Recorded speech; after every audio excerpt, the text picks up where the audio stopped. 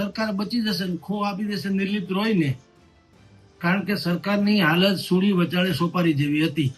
કૌશિક વેકરિયાના કાંડમાં પોલીસને જો હેરાન કરે સરકાર, સસ્પેન્ડ તો અત્યારે કર્યા જ છે, પણ સસ્પેન્ડ નું કઈ આવે નહીં, બધા સમજે અઠવાડિયા 10 દિવસ હરીફરીને પાછા આવી જવાનું. પણ કોઈ પગલા લે તો એ પોલીસ વાળા ભાંડો ફોડે એમ હતા, અને પગલા ન લે તો સમાજ ભાંડો ફોડી નાખે એમ હતા.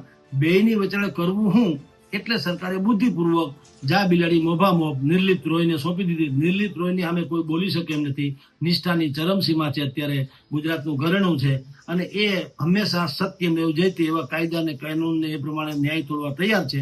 એ તપાસ કરશે જ કરે. આમાં આમ જુઓ તો તપાસ જેવું તો કઈ છે નહીં, આંધળા માણસને ખબર પડે એવું છે. તપાસ કરવાનો ક્યાં પ્રશ્ન આવે? તમે હરામ હજી નિર્લિપ્ત રહીને તપાસ સોંપે એ પેલા તમે 3 જણા તો સસ્પેન્ડ કરી નાખ્યા. ગુજરાતી હું તમે પાપ અડધું પડતું તો સ્વીકારી લીધું, તો તપાસનો વિષય ક્યાં છે? તપાસ કરવા જેવું કઈ છે જ નહીં. પણ આ તો ઓળિયો ઘોળિયો નિર્લિપ્ત રોય ઉપર નાખવાનો. ભાઈ ઈ સાહેબે તપાસ કરી, એમાં તમે દોષિત ઠેર્યા એટલે તમને એક્શન લેવામાં આવ્યું. કૌશિકભાઈના કહેવાથી તમે આ નતું કર્યું એવું સાબિત કરવા માટે સરકારે બુદ્ધિપૂર્વકનો રસ્તો કાઢ્યો છે.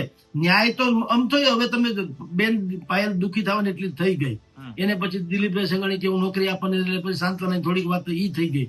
કોંગ્રેસ પાસેથી હવા કાઢી નાખવા, કારણ કે કોંગ્રેસે એ અમરેલીનો પંથકનો જે મુદ્દો હતો, આજે સુરતમાં જે પ્રભાત દુધાત ભાઈ પરેશ ધાનાણી વગેરે અટકાયત આજે થઈ સુરતમાં, એ સુરત પછી દરેક આખા રાજ્યમાં ઇસ્યુ કરવાના હતા. એ ઇસ્યુને હવેની હવા કાઢી નાખવા હાટું થઈને નિર્લિપ્ત રોયનું હુકમનું એકો ઉતરે, એટલે હું એની નિષ્ઠા ઉપર કોઈને શંકા નથી. એટલે કોંગ્રેસ પાસે હવે કોઈ મુદ્દો ન રહ્યો કે સરકાર આમાં ક્યાંક છુપાવે છે. ભાઈ નિર્લિપ્ત રોયને હોપી દીધું, બોલો હવે અમે ઈથી વિશે શું કરીએ? નિર્લિપ્ત રોય કઈ તપાસ કરવા જેવું છે નહીં. તપાસ ગાડી આંખે છે, પાપ તો જે છે 3 જણાને કાઢ્યા, ડીએસપી ને કહેતા બદલી કરી નાખશે, એટલે વાત થાય પૂરી. ટૂંકમાં કોંગ્રેસ પાસેથી હવા કઢાવી નાખવા ભારતીય જનતા પાર્ટીની સરકારે બુદ્ધિપૂર્વકનો ખેલ નાખ્યો છે.